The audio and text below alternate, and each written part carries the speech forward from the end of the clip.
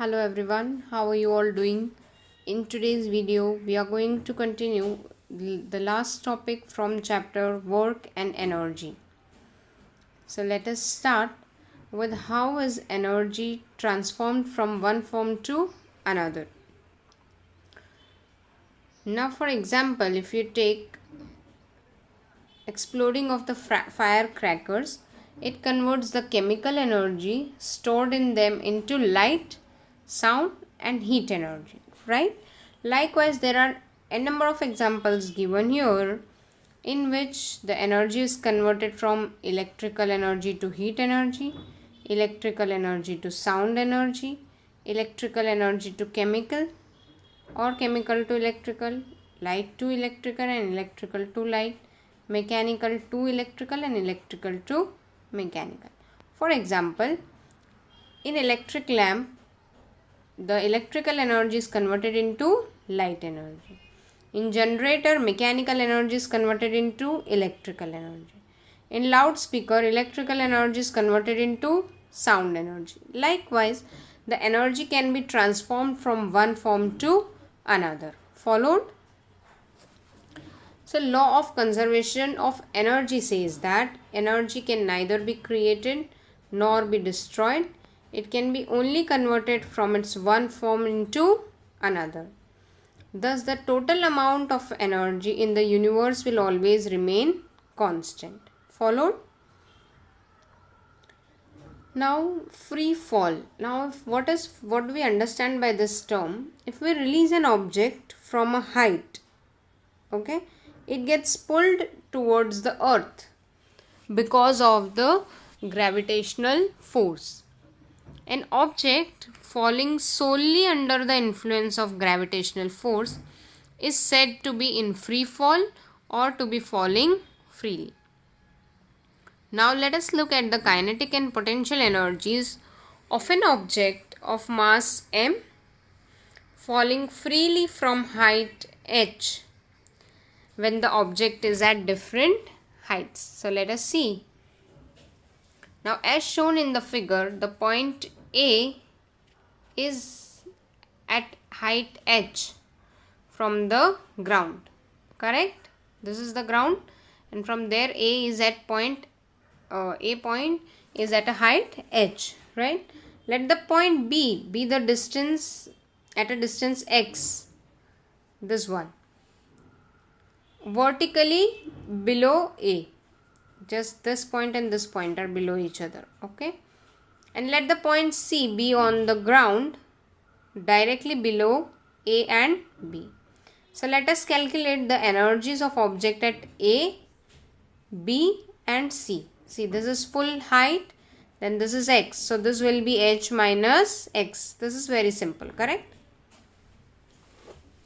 Now when the object is stationary, that is here at A, its initial velocity will be 0. Now if you put this equation for kinetic energy, it will give you half mu square. V will be u because its initial velocity. The object is stationary. Therefore it will be 0. So kinetic energy will also be 0. Now potential energy is mass into gravity into h, right? So let's take this. Total energy is equal to kinetic energy plus potential energy. That will be, now kinetic energy is 0. So potential energy is mgh. Why? Because this is height h, distance.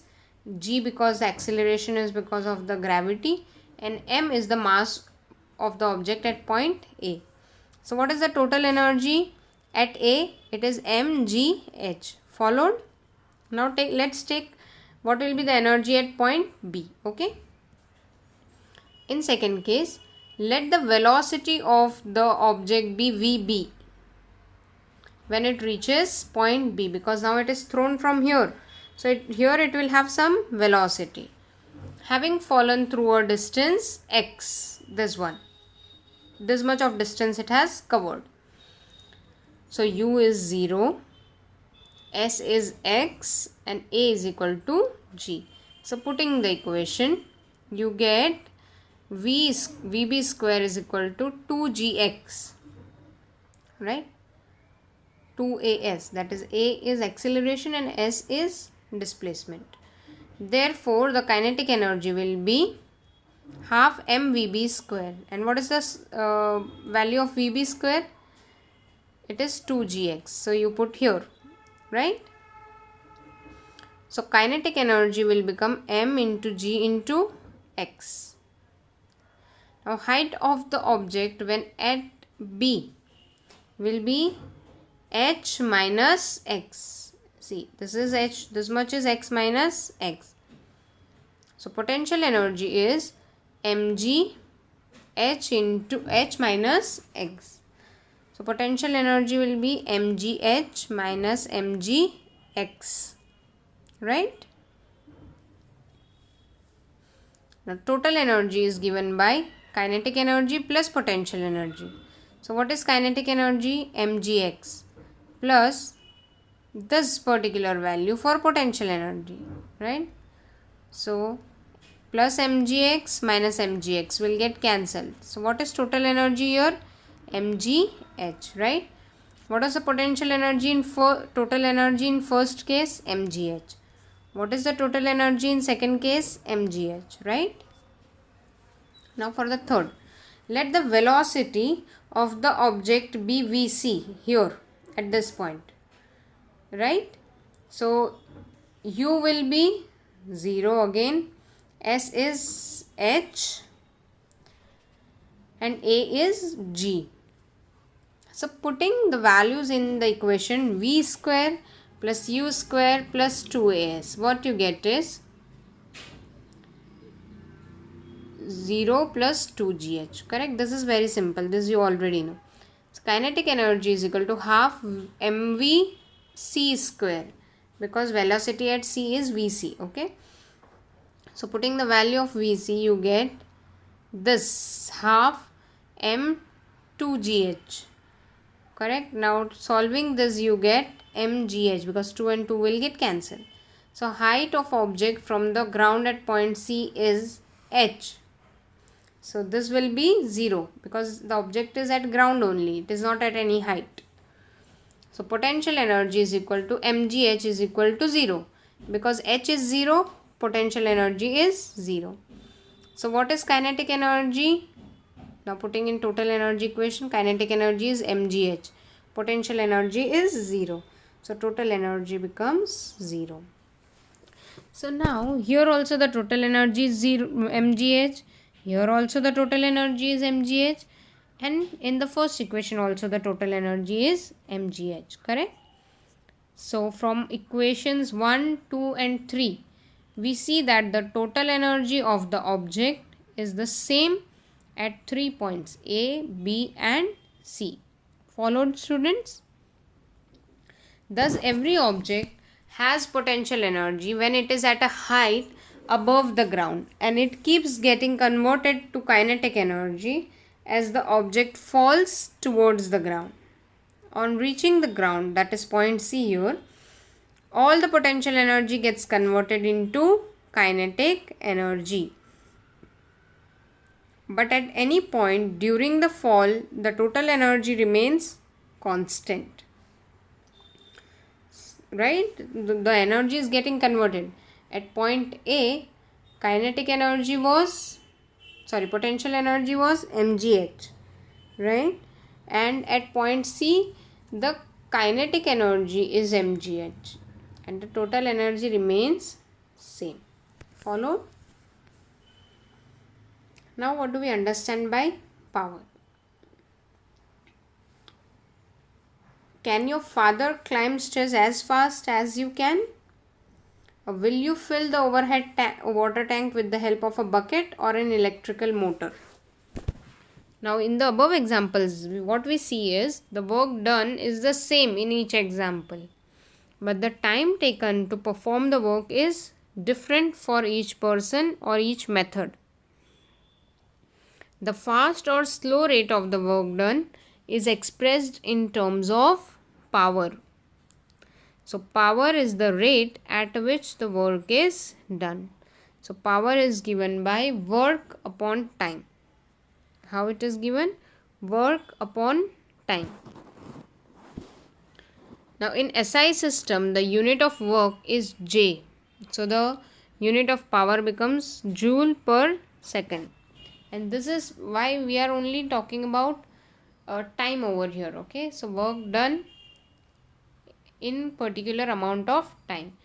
So power is given by a unit which is called as watt. So 1 watt is equal to 1 joule per second, right? Now in the industrial sector, the unit used to measure power is called horsepower, and 1 horsepower is equal to 746 watts. So this is what is the equation for power. Power is equal to work done upon time. The unit of energy for commercial use is kilowatt hour. So 1000 joule work performed in 1 second is 1 kilowatt hour. Okay. So 1 kilowatt hour is equal to 1000 work done and 3600 seconds. That is given by 3.6 into 10 raised to the power 6 joules. Followed, the electricity used for domestic purposes is measured in units of kilowatt hour. So 1 kilowatt hour is equal to 1 unit. Now the steam engine was invented in 1781 by the Scottish scientist James Watt. Now because of this invention, the unit of power is called watt, because in his honor we have named. Okay, and James Watt was also the first person to use the term horsepower. Now you know what is 1 horsepower. See here, 1 horsepower is equal to 746 watt. It is used in industrial sector. Okay, let us take example here. This is very simple, you can do it at home. Okay, please try to do it at home. Now let's take first example. Swarali takes 20 seconds to carry a bag weighing 20 kilograms to a height of 5 centimeter. How much power has she used? So you know mass, you know displacement, and you know time. So with the help of that, first you have to find out force. So force is given as 196 Newton. Now work done by Swarali is force into displacement. So force is 196 Newton and displacement is 5 meter. So the work done is 980 joules. So now you know work also and we have the time also. So you can find out power. So work is 980 and time is 40. Correct? 980 upon 40. So this will give you power. So how much of power has she used? 24.5 watts of power she has used to carry a bag of 20 kg to a height of 5 meter. Followed? Now in second example. Now second example, a 25 watt electric bulb is used for 10 hours every day. How much electricity does it consume each day? So power is given 25 watts, okay, and work done is 0.025 kilowatts, right? Correct, no? Because the energy you will have to convert it, the power you will need to convert it into kilowatts because it is given in watts. So energy consumed is equal to power into time. So power is 0.025 and time is 10 hours. So it will be given as, the energy can be given as 0.25 kilowatts per hour. Followed, kilowatt hour.